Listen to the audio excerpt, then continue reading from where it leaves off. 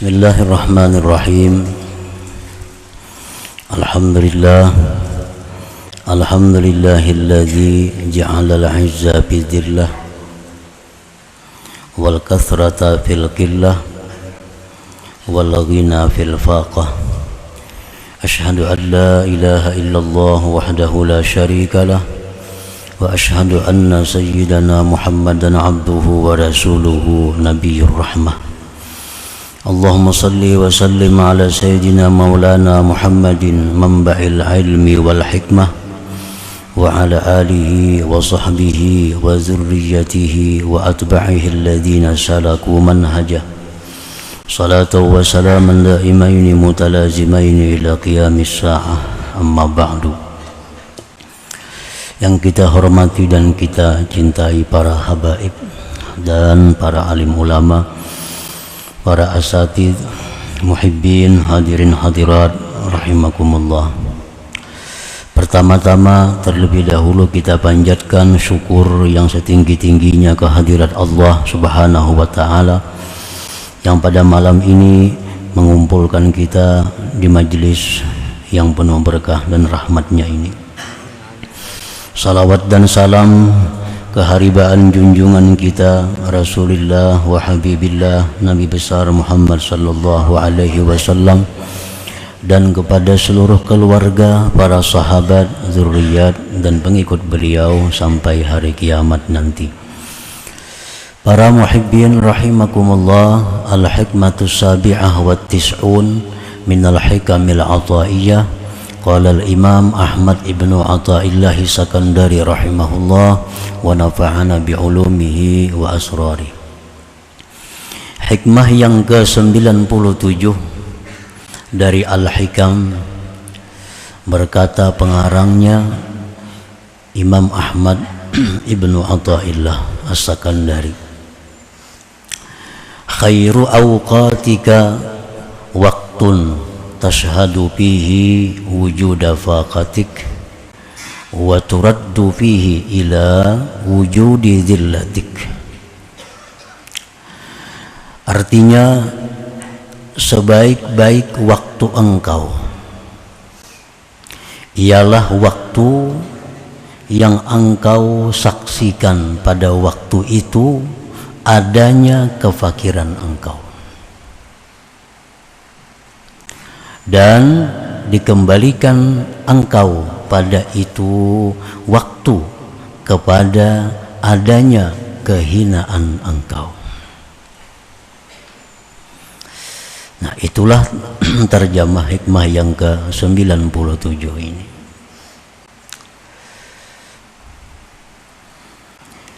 Khairu awqatika wa afdaluhu wa aqrabuhu ilallahi ta'ala waqtun tashhadu fihi faqraka ilallahi ta'ala wa ginahu anka wa waqtun turaddu ila aslik bi an iftaqarta aw maridta aw uhinta fatashhadu fihi dillatak wa izzallahi ta'ala. Sebaik-baik waktu engkau, seabdal-abdal waktu engkau, sepaling dekat waktu engkau itu kepada Allah, waktu di mana engkau bisa menyaksikan kefakiran diri engkau itu kepada Allah dan terkayanya Allah daripada engkau. Itu waktu yang paling mulia. Nah, waktu yang paling afdal, waktu yang paling baik yang ada pada kita. Jadi bukan pada waktu sembahyang, waktu yang paling baik itu bukan waktu kita membaca Quran, bukan waktu kita membaca salawat, bukan waktu kita menuntut ilmu, tetapi waktu yang paling baik bagi kita itu adalah waktu di mana kita melihat diri kita ini berhajat kepada Allah. Waktu di mana kita melihat, menyaksikan, merasakan bahwa kita ini perlu berhajat kepada Allah dan Allah itu kada perlu kepada kita. Nah, itu waktu yang paling baik bagi seseorang. Nah, para muhibbin rahimakumullah, dan waktu di mana engkau dikembalikan kepada asal engkau, dengan bahwa engkau menjadi fakir yang dulunya kaya, au marita, atau engkau sakit yang dulunya sihat, au uhinta, atau engkau dihinakan dulunya dimuliakan, maka engkau menyaksikan pada waktu itu kehinaan engkau dan kemuliaan Allah Subhanahu wa ta'ala. Nah, jadi ini waktu yang paling dekat kita kepada Allah, waktu itu. Para muhibbin rahimakumullah. Jadi di sini ada dua. Ada orang yang dengan senang hati, tanpa disuruh, tanpa dipaksa, tetapi dia merasa bahwa dirinya itu adalah hina. Tanpa dipaksa, tanpa disuruh, dia merasa dirinya itu sangat berhajat kepada Allah. Walaupun orangnya kaya, kada jadi soal. Orangnya sihat, kada jadi soal. Orangnya dimuliakan orang, kada jadi soal. Walaupun dia punya harta, walaupun dia dimuliakan orang, walaupun dia sihat, tetapi hatinya tuh merasa bahwa dia itu sangat perlu kepada Allah Subhanahu wa ta'ala, bahwa dirinya ini sangat hina sebenarnya. Nah, ini orang yang dengan sukarela mendapatkan waktu yang mulia tadi. Ada orang yang dipaksa untuk mendapatkan waktu mulia ini. Nah, orang ini kaya. Nah, waktu dia kaya, dia kadang merasakan dirinya itu berhajat. Allah sayang dengan hambanya ini. Allah paksa, lalu dia difakirkan oleh Allah.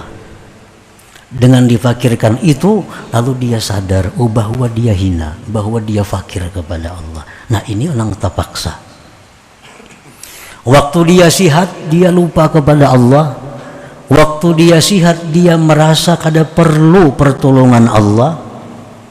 Allah sayang dengan hamba ini, disakitkan oleh Allah.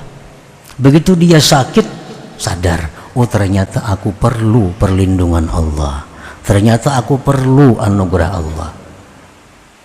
Ada orang yang begitu dia dimuliakan, dihormati, dia lupa kepada Allah. Dia lupa kepada asal jati dirinya sebenarnya adalah yang hina. Nah, Allah sayang kepada dia, Allah hinakan orang ini, maka dia jadi terhina di tengah-tengah manusia. Lalu dia sadar, oh ternyata aku sangat hina, ternyata aku ini sangat butuh kepada Allah. Nah, ini orang yang secara terpaksa untuk kembali kepada asalnya. Nah, para muhibbin rahimakumullah. Jadi Allah Subhanahu wa ta'ala ada dua jenis mempunyai kekasihnya. Ada kekasih Allah yang dengan senang hatinya, dengan rela hatinya mengakui kefakirannya kepada Allah. Ada hamba Allah yang dengan sukarela dia mengakui kehinaan jati dirinya. Nah, ini kekasih Allah yang nomor satu. Ada kekasih Allah yang dipaksa oleh Allah jadi kekasih. Nah, iya macam tadi, waktu dia kaya, dia kada sadar bahwa dia itu sebenarnya adalah fakir, tetapi dikayakan oleh Allah. Waktu dia sihat, dia kada sadar bahwa dia itu sakit kalau tidak disihatkan oleh Allah.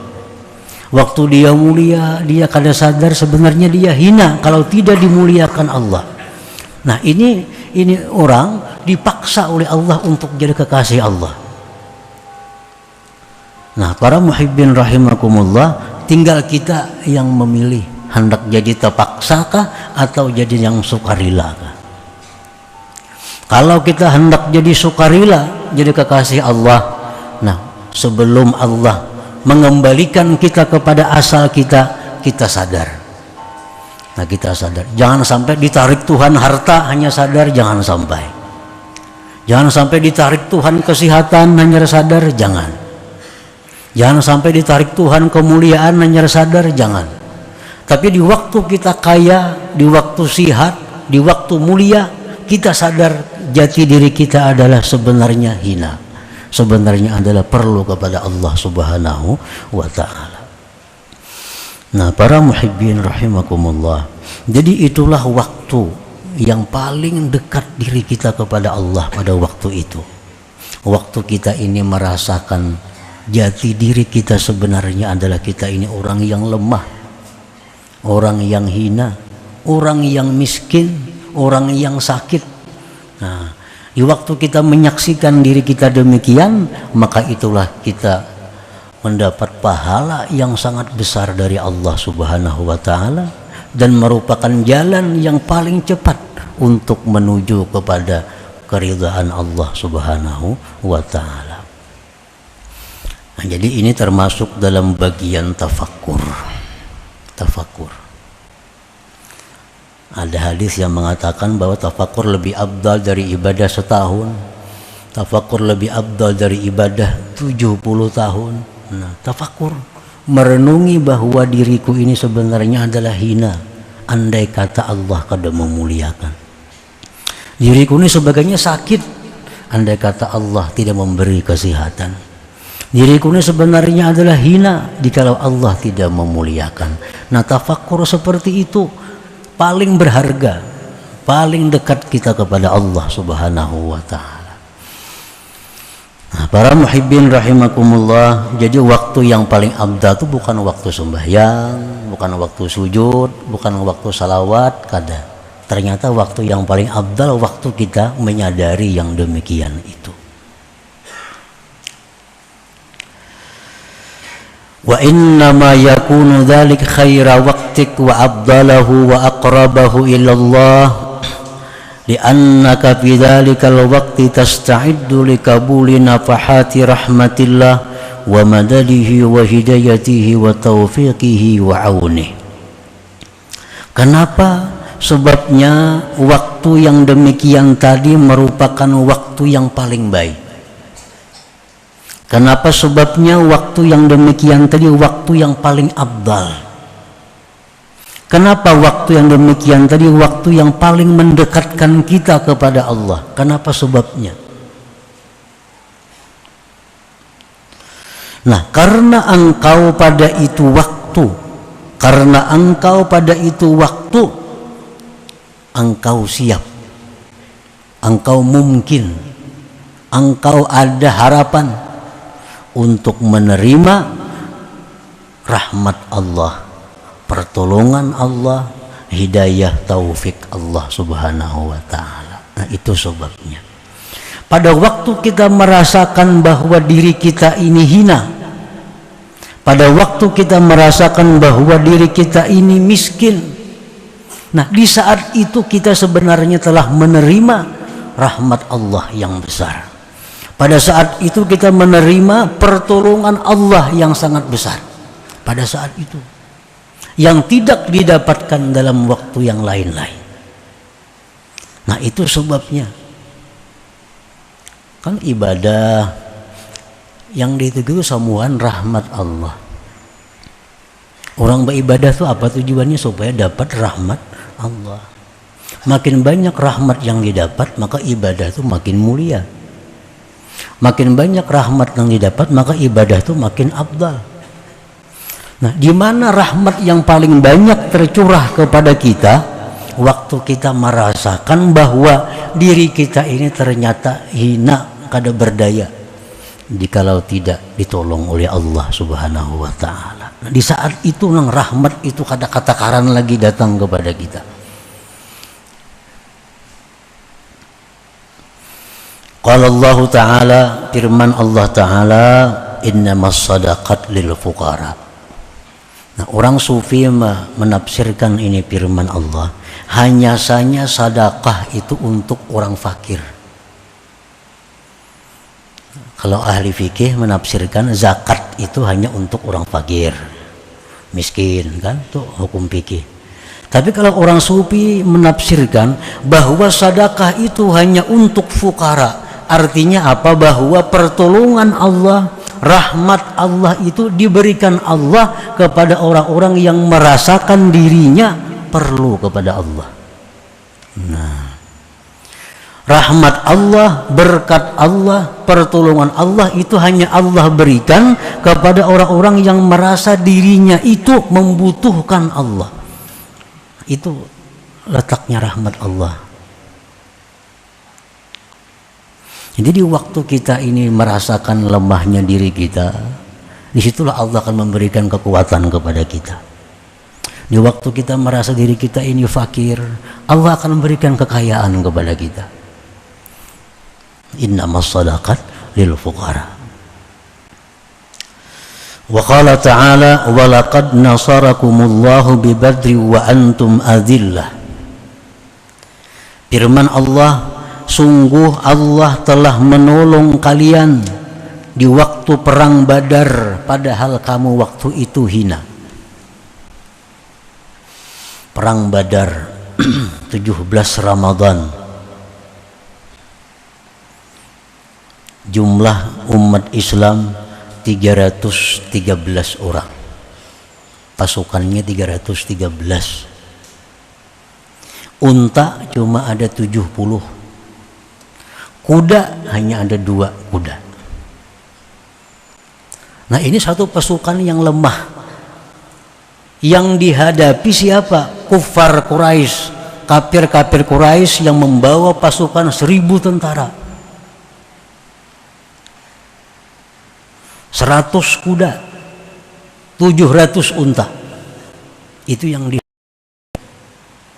di samping itu orang-orang Quraisy ini tokoh-tokoh mereka yang ikut di Badar. Abu Jahal ada di situ, kumpulan yang kuat-kuatnya. Tetapi Allah memberikan pertolongan kepada kaum muslimin di perang Badar itu. Kenapa sebabnya Allah beri pertolongan? Karena 313 ini begitu melihat musuh kuat, mereka merasa hina.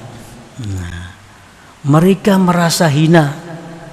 Tidak ada jalan lain kalau tidak ada pertolongan Allah yang mereka harapkan. Nah, di saat mereka 313 ini merasa dirinya hina, merasa dirinya ini lemah, disitulah Allah menurunkan pertolongan kepada pasukan Badar.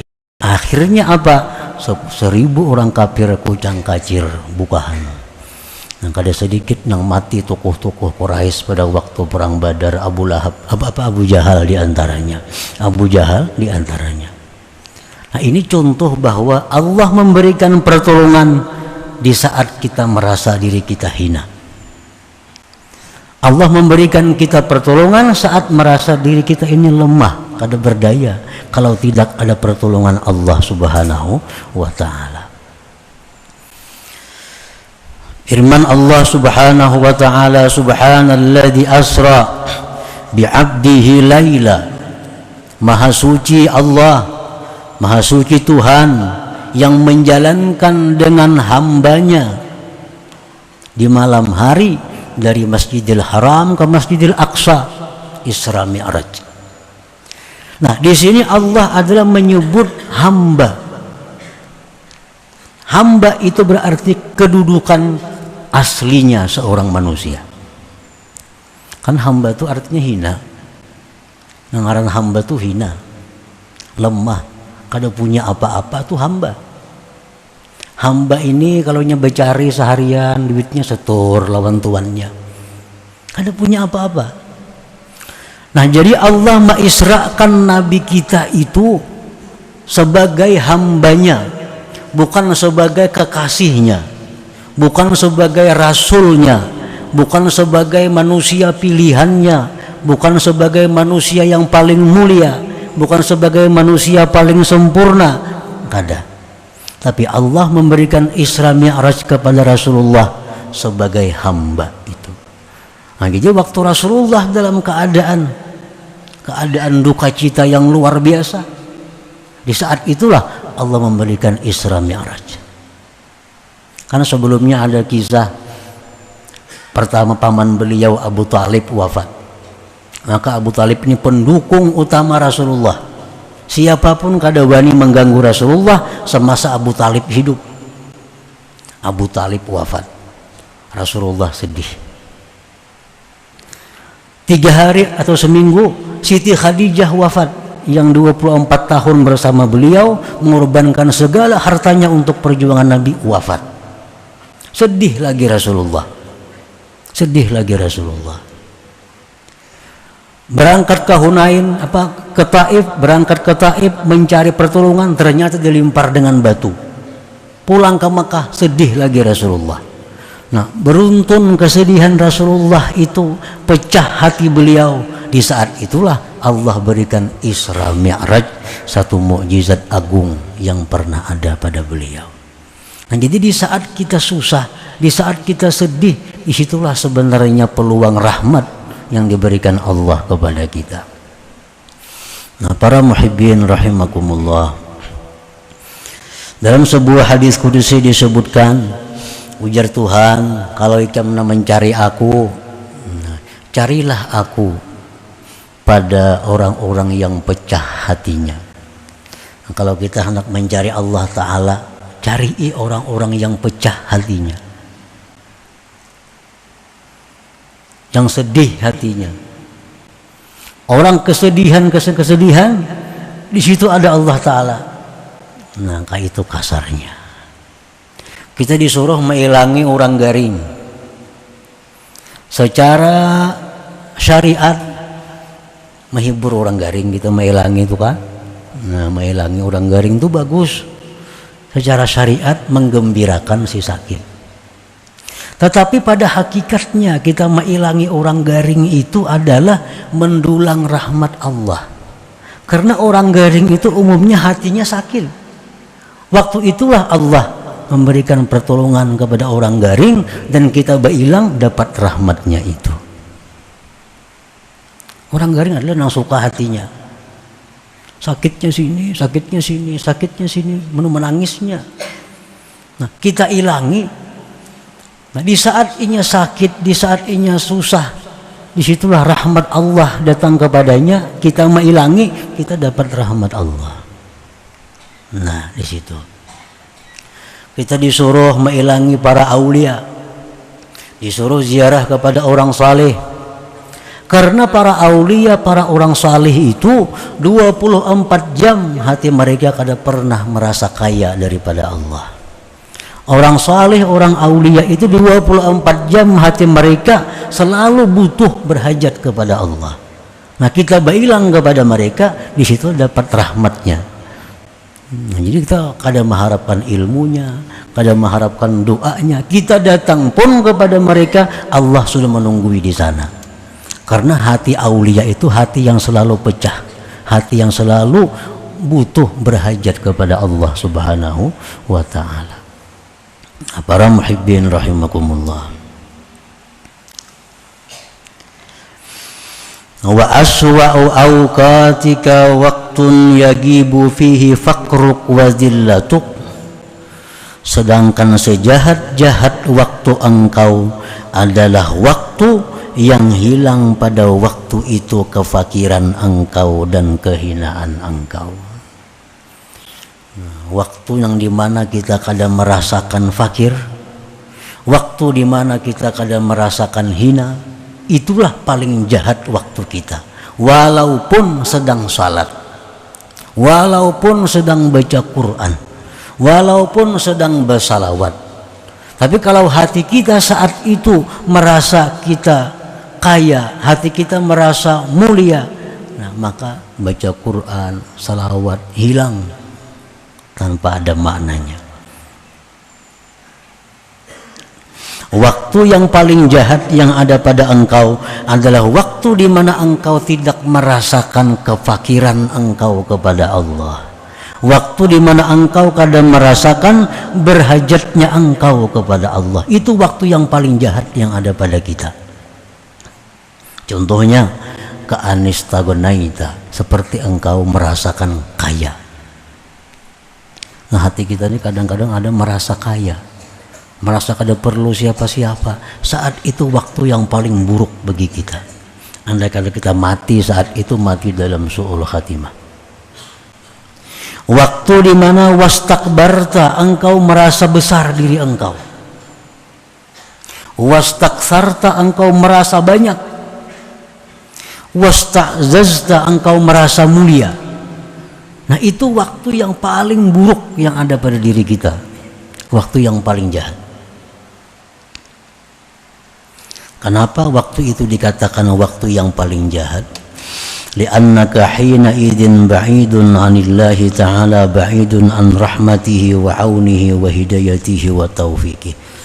Karena engkau pada waktu engkau merasa mulia, pada waktu engkau merasa besar, pada waktu engkau merasa terhormat, pada waktu itu engkau jauh dari Allah, jauh dari rahmat Allah, jauh dari hidayah, taufik dan pertolongan Allah saat itu. Qala Allah Ta'ala, firman Allah Ta'ala,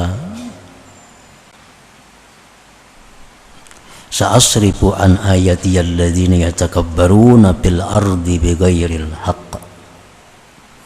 Ujar Tuhan, selagi aku palingkan dari ayat-ayatku orang-orang yang merasa dirinya besar di muka bumi ini dengan tidak benar. Nah, jadi di waktu kita merasa bahwa diri kita ini besar, kita dipalingkan Allah dari ayat-ayatnya,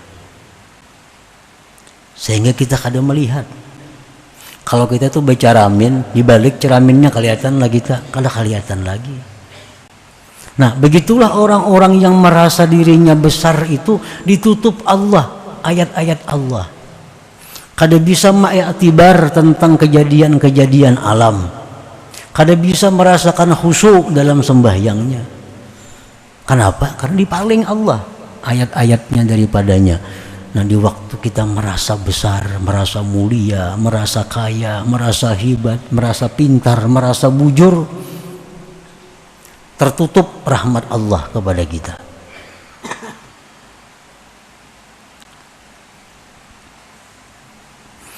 Firman Allah Ta'ala dari sa'asrifu an ayati alladzina yatakabbaruna fil ardi bighairil haqq.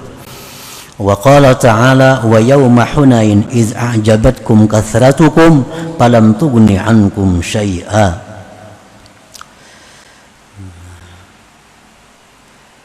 Ingat, ujar Tuhan, pada waktu hari Hunain, peperangan Hunain, ketika menakjubkan akan kalian banyaknya pasukan, ternyata tidak berarti apa-apa. Dalam perang Hunain itu Rasulullah SAW membawa pasukan sebanyak 12.000 pasukan. 12.000 waktu menghadapi tentara Hunain. Sehingga ada sahabat yang berkata, lan nuglabal yaum, kita tidak akan bisa dikalahkan pada hari ini. Nah, ini sudah merasa kuat, merasa banyak pasukannya. Begitu datang ke Hunain, yang 12.000 ini tidak berdaya, lari kucang kacir.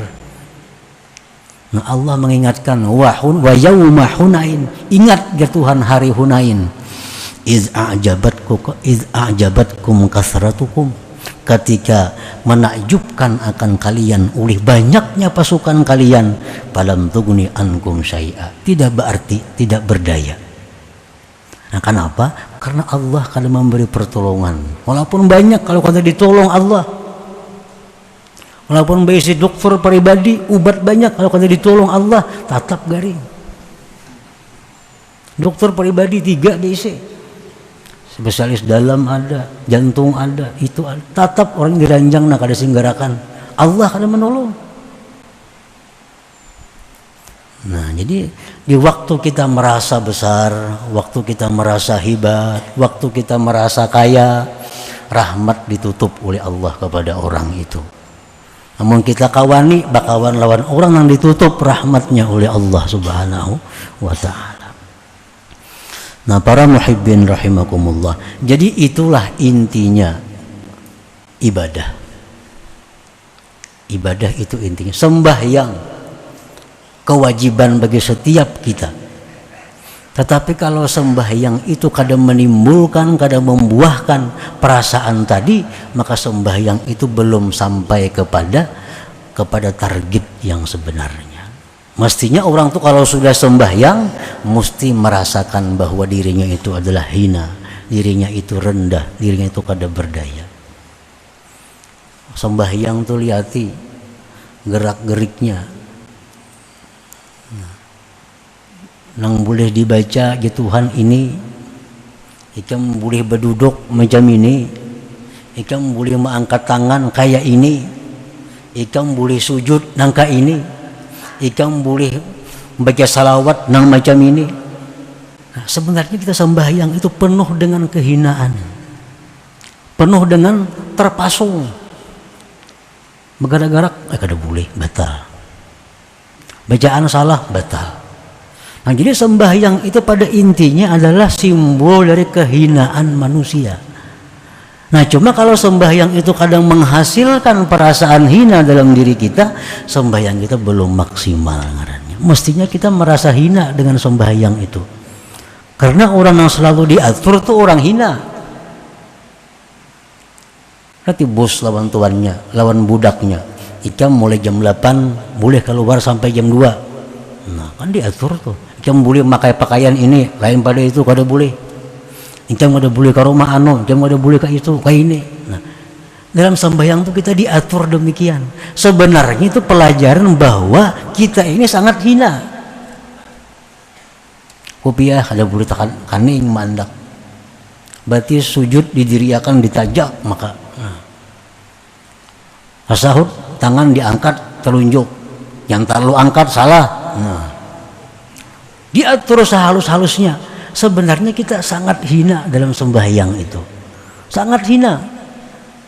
Nah, jadi kalau kita sembahyang tanpa ada membuahkan kehinaan-kehinaan itu, maka sembahyang kita sebenarnya belum maksimal lagi. Nah, para muhibbin rahimakumullah, itulah sebagian dari syarah penjelasan tentang hikmah yang ke-97 ini. Selanjutnya yang ke-98. Ila hadratin Nabi sallallahu alaihi wasallam al-Fatihah. A'udzubillahi minasyaitonir rajim. Iyyaka na'budu wa iyyaka nasta'in. Shiratal mustaqim. Shiratal ladzina an'amta 'alaihim. Ya Allah biha, ya Allah biha, ya Allah bihusnil khatimah, ya Allah biha, Allah biha, ya Allah bihusnil khatimah, ya Allah, Allah biha, ya Allah bihusnil khatimah. فيا أيها الرجل منه شفاعة صلوا عليه سلموا تسليما اللهم صل وسلم